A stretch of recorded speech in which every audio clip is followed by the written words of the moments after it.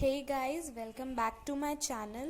So in my previous video I have told you the second use of dimensional analysis, that is to check the accuracy of result, and in this video I am going to tell you the third use of dimensional analysis, and this is to convert one system of unit into another.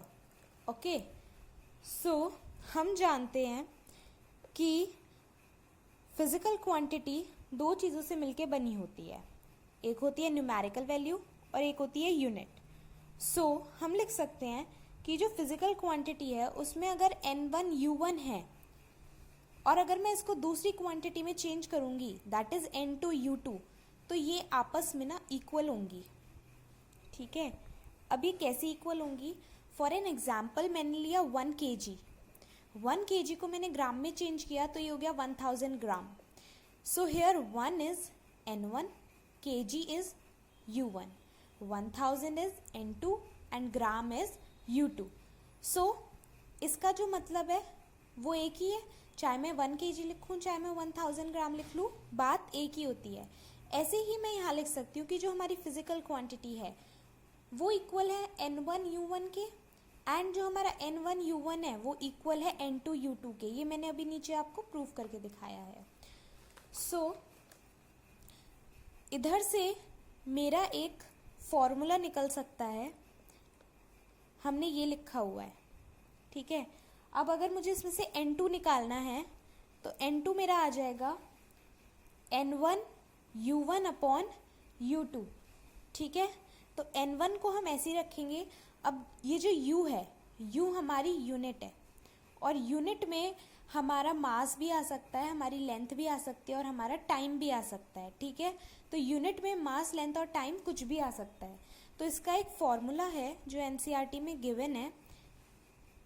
n, अगर हमें n2 निकालना है तो n2 equals to n1 m1 upon m2 की power a, l1 upon l2 की power b and T1 upon T2 की power C. ठीक है, सबसे पहले हमने पढ़ा कि फिजिकल क्वांटिटी दो चीज़ों से मिलकर बनी होती है, न्यूमेरिकल वैल्यू एंड यूनिट. ठीक है, उसके बाद हमने देखा कि जो हमारा n1 और u1 होता है वो हमारा n2 और u2 के इक्वल होता है. तो हम ये लिख सकते हैं कि जो फिजिकल क्वांटिटी है वो n1 u1 की इक्वल है और जो n1 u1 है वो n2 u2 के इक्वल है. इधर से मेरा एक यहाँ से फॉर्मूला निकाल सकती हूँ मैं, ये हमें दिया था इक्वल, यहाँ से मैंने n2 निकाला n1 u1 अपॉन u2. अब ये जो u है, u हमारी यूनिट है, यूनिट हमारी मास भी हो सकती है, लेंथ भी हो सकती है, टाइम भी हो सकती है. इसीलिए हमें एनसीईआरटी में एक फॉर्मूला गिवन है, n2 is equal to n1 m1 upon m2 की power a, l1 upon l2 की power b and t1 upon t2 की पावर c. तो अब इसके ही ऊपर हम एक क्वेश्चन करेंगे. So now I am ready with my question. My question is convert 1 kilogram meter per second square into gram centimeter per second square. ठीक है, ये मेरा क्वेश्चन है.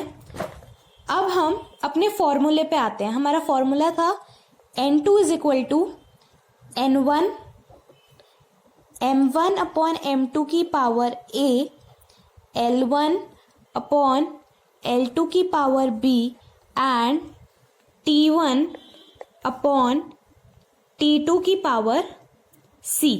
ठीक है, ये हमारा फॉर्मूला था.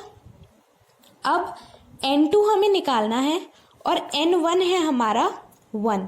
ठीक है, n1 है हमारा 1, तो यहाँ मैंने 1 लिख दिया. जो हमें गिवन होता है वो हम लिखते हैं ऊपर और जिसमें हमें कन्वर्ट करना होता है वो हम लिखते हैं नीचे. पावर सेम रहेगी. ऐसे ही एल में जो हमें गिवन है वो हम लिखेंगे ऊपर और जिसमें कन्वर्ट करना है वो हम लिखेंगे नीचे. पावर सेम रहेगी. दोबारा से, जो हमें गिवन है वो हम लिखेंगे ऊपर, जिसमें कन्वर्ट करना है वो लिखेंगे नीचे. ठीक है, अब किलोग्राम में कितने ग्राम होता है? 1000 ग्राम अपॉन ग्राम. अब पावर की बात करते हैं तो यहाँ पर जो हमारा मास है, मास की पावर क्या है? 1. मास की पावर क्या है? 1. तो मैं यहाँ 1 लिख दूंगी. 1 मीटर में कितने सेंटीमीटर होते हैं? 100 सेंटीमीटर होते हैं। ठीक है, अब यहाँ पे जो हमारी लेंथ है, लेंथ यहाँ पे क्या है? लेंथ की पावर यहाँ पे क्या है? 1, तो यहाँ पे मैं दोबारा 1 लिख दूंगी।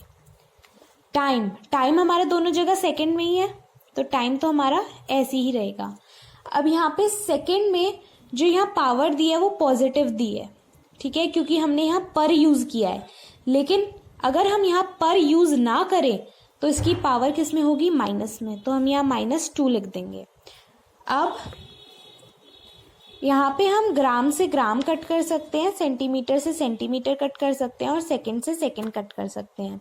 तो यहाँ बचेगा 1 × 1000 × 100 और यहाँ पे तो कुछ बचा ही नहीं, तो ये हो जाएगा 10 की पावर 5 ग्राम सेंटीमीटर पर सेकेंड स्क्वायर। अब ये जो ग्राम सेंटीमीटर पर सेकेंड स्क्वायर होती है इसको हम डाइन्स भी कहते हैं, तो 10⁵ डाइन्स। और ये जो हमारी किलोग्राम मीटर पर सेकेंड स्क्वायर होती है इसको हम न्यूटन कहते हैं, तो हम यहाँ लिख सकते हैं कि 1 न्यूटन इक्वल होता है 10⁵ डाइन्स के। So this is how we convert one system of unit into another.